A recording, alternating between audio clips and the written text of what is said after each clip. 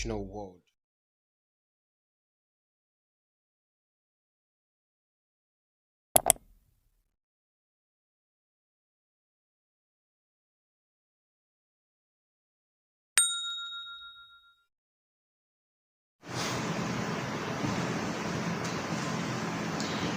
You're welcome to today's video lesson. Okay, today I'm going to perform a life experiment on a predicted NECO physics practical question. Question number 1. Alright? So what we given? We are given some set of apparatus. Okay? And we have here the retor stand. This is the retor stand. Okay? So we were also provided with a meter rule. Okay? This is a meter rule. Then we have a cock stopper. Okay? This is a cock stopper. Okay? I've already fixed everything. These are the clamps. Okay? Now this is a spiral spring. A spiral spring, and attached to the spiral spring is a pointer. The pointer helps us to read off the values of the extension of the spring on the meter rule. Okay? And also we are given what? A mass hanger. This is a mass hanger, and the weight of this mass hanger is 50 grams. Alright? Then we have here stopwatch. So this is a stopwatch. Okay? We need to have stopwatch for this experiment. And lastly, we have masses, set of masses. These masses, they are all 20 grams each. 20 grams each. Alright? Okay. So we are going to go straight into the procedure for this practical. Alright, so the first thing we are asked to do is to measure the length of the spiral spring without any mass attached to it. Okay? Then we read off from the meter rule the length of the spiral spring. So the length of the spiral spring runs between these values here, between 64.7 centimeters and 53.5 centimeters. So the difference between these values, the difference between 64.7 centimeters and 53.5 centimeters, that is the length of the spiral spring, and that gives us what? 11.2 centimeter. So the length of the spiral spring is 11.2 centimeters. So we have to take note of that. As you can see, I have already prepared my table of values because we are expected to do that. Alright? So from the table of values, I have the masses. Okay? So we have 50, 70, 90, 110 and 130 grams. Okay, then we have another column there for the length. Okay, that's showing us the length of the spiral spring when masses have been attached to it. So we'll write them down. Okay, we have the extension, that's different from the final length and the original length. Then we have time for oscillation, time 1 and time 2. Then we find the average, and then we go toward the period. So that is what you see there on the board. That is my table of values. Alright? Okay. So we are going to proceed to the experiment proper. So this is my mass hanger. It is 50 grams. So I am going to attach it to the spiral spring, and once I do that, I will measure the length of that spiral spring, the length at which it extends to. Okay, so let us do that now. So I attach the spiral spring to the pointer.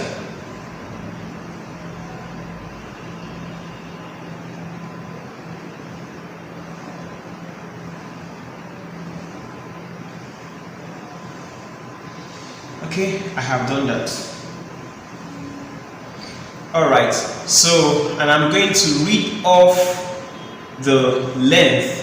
Okay, you can't see it from that end, but I will do the justice of reading it off myself. Okay, so don't get confused. Alright, Okay, so when I've attached the mass of 50 grams to this, so the length I have here now is 65.6 centimeters. The final length I have there is 65.6 centimeters.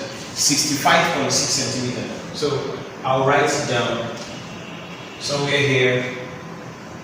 65.6 centimeters. Okay, but that is not the length of the spring. This is 65.6 centimeters. But the spring started at a 53.5. The spring started from what 53.5 towards 64.7. So to find the length, to get the length of the new extension, to get the length, okay? So we have 65.6 minus 53.5 cm. Okay? And when we do that, we have 12.1 cm. So the length of the spring, okay, after the 50 gram mass have been attached to it is what? 12.1 centimeters. So I'll write it down here. 12.10. So we have gotten our length. Okay, so the next thing we are going to do now is to find the extension. So the extension will simply be the difference between the length, the final length, which is what 12.1 centimeter, and the original length, which is what 11.2 centimeters. And that extension is simply was 0.90. So 0.90 centimeters. So the value for the extension is 0.9. Alright, so watch me. What I'm going to do now is to deflate the spring gradually down and allow it to oscillate like this. You see? And I'll calculate the time it took it to undergo 10 oscillations, right? Just a small deflection. I'll now count 1, 2, 3, 4, 5, 6, 7, 8, 9, 10. I'll stop. Just like that. Okay? So I am going to start now. Maybe I'm leaving it. I am starting my stopwatch at the same time, simultaneously. So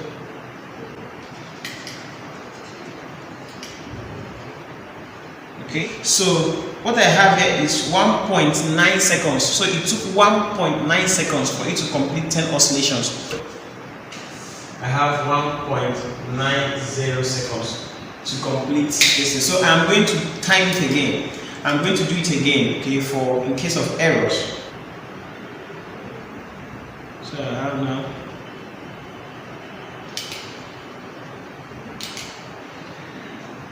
So what I'm having here is 2 seconds. Okay? So what I have here is 2.00 seconds. Alright? So now since I have 2 seconds, so I'm going to find the average. The average will simply be 1.9 plus 2 divided by 2. Okay? So if I add 1.9 and 2, I'm going to have 3.9. So 3.9 divided by 2, I'm going to have 1.95. So this is what 1.95 seconds. So that is what the average. Okay, that is the average. Okay, so period simply means the time it took for one oscillation. Okay, since for 10 oscillations on the average it took was 1.95 seconds. So for the time for one oscillation is going to be was 1.95 divided by 10, which should give us 0.195. Right? So that's for the first value. Okay? So I'm going to quickly perform the experiment when the mass becomes 70 grams. The second one, I'm going to add an additional mass of 20 grams to the one we have here, okay, to make it 70. So I add mass. And once I've done that, I will read off the extension. Okay, so what I have here now is 66 centimeters. Right?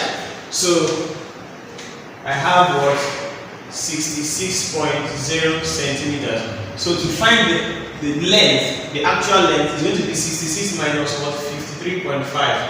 So which is going to give me 12.50 what? Centimeters. 12.50 centimeters. Alright? So that's that. So the extension here is going to be 12.50 minus what? 11.2. We have 1.3. So I have here 1.30. 1.30. That's the extension in centimeters. Alright? So we've gotten the extension. So we are now going to oscillate this mass and check the time it will take it to complete 10 oscillations, just like we did in the first one. Okay? So I go ahead now.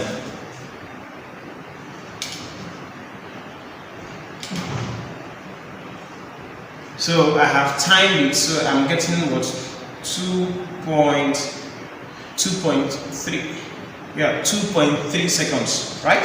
2.3 seconds. That's the first time here. 2.3 seconds.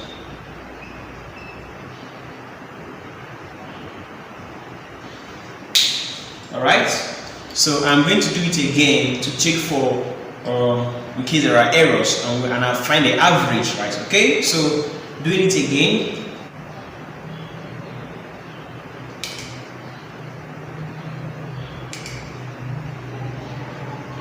So I have 2.7 seconds. Okay, I have 2.7 seconds. So I'm going to find the average. The average here now. So the average is 2.50 seconds. So that is that. Now, after getting the average time, so I'm not going to get the period. So the period will be this time divided by 10 oscillations. So 2.5 divided by 10 is going to give me 0.25. So I have 0.250.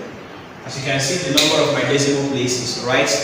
So I'm going to simply, pause the video right now and get the other values, okay? Because it's still the same procedure, okay? So I'm going to get the other values, right?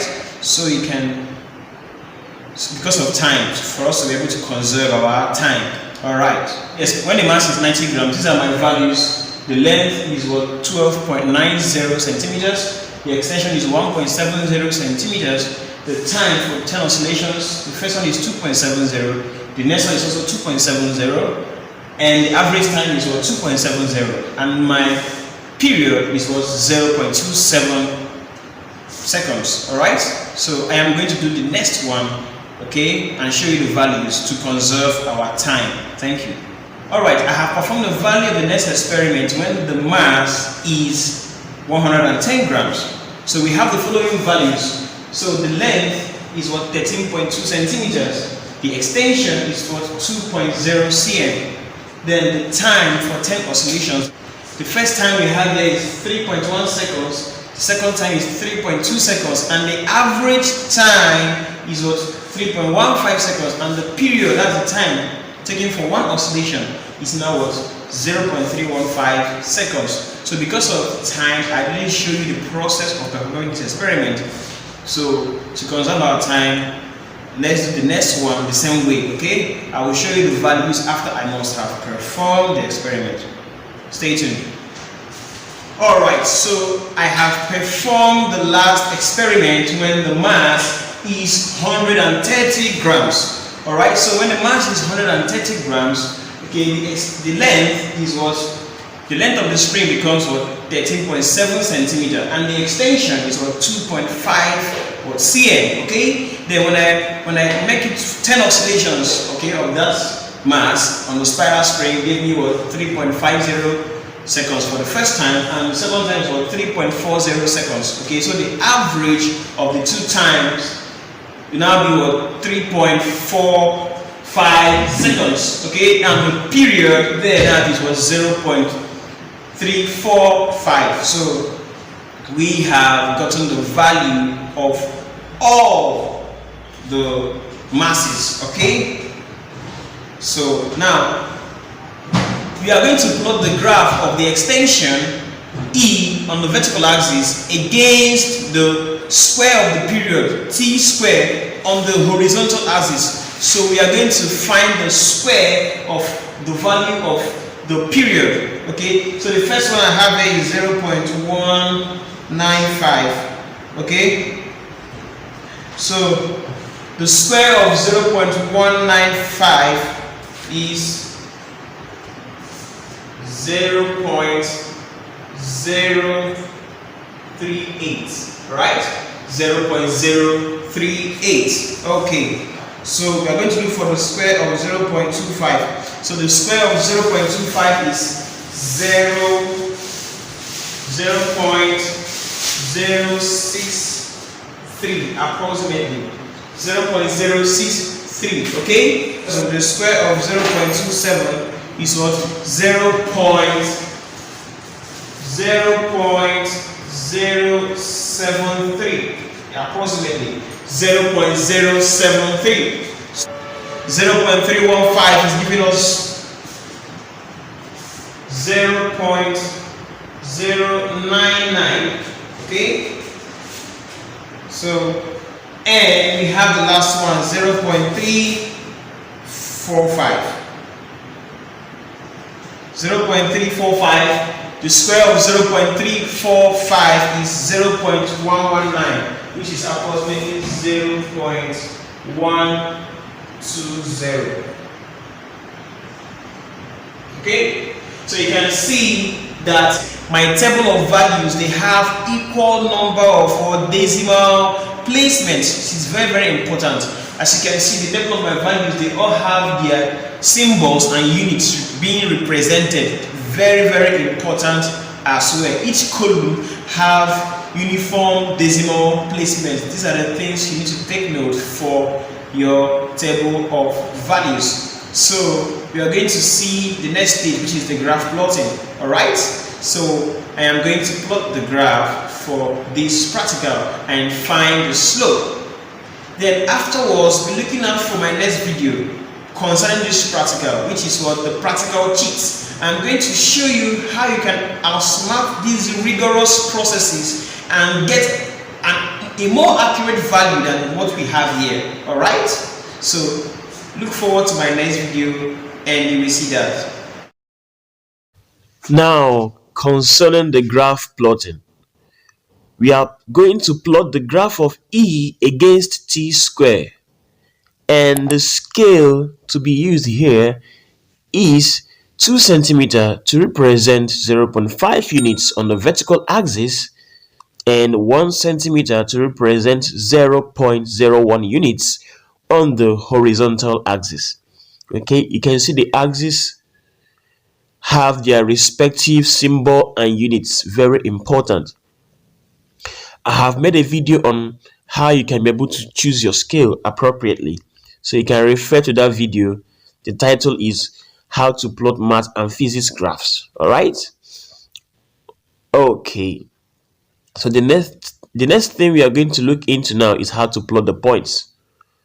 Okay, so when T is 0.038, E is 0.9, and we mark out the points. When T square is 0.063, E is 1.3, and we mark out the points. The same thing goes to when T square is 0.073, E is 1.7, we mark out the points, as you can see those red dots. And when T square is 0.099, which is approximately 0.1, E is 2.0. And lastly, when T square is 0.12, E is 2.5. We mark out the point. Then the next thing we have to do is to find the line of best fit. The line of best fit is the line that the best slope for this graph, and it should be able to touch at least 2 points. Okay, 2 points and of this graph, and this is the line of best fit for my own graph. Okay, this is my line of best fit. As you can see, it's a straight line graph, but some points are off the line because of these experimental errors. Okay, so we have now to find the slope, and to find the slope we take any convenient right angle from the graph, mark out any convenient points and form a right angle triangle with it, read off the points to the axis, and the slope becomes change in the vertical axis divided by change in the horizontal axis. That is change in E all over change in T square. And the two values we have there is 2.5 minus 1.0 divided by 0.12 minus 0.04. So when we simplify that, we will have 1.50 divided by 0.08. And the final answer is now 18.75 centimeter per second square. That is the unit of the slope. Slope has unit and is very, very important. Thank you for watching.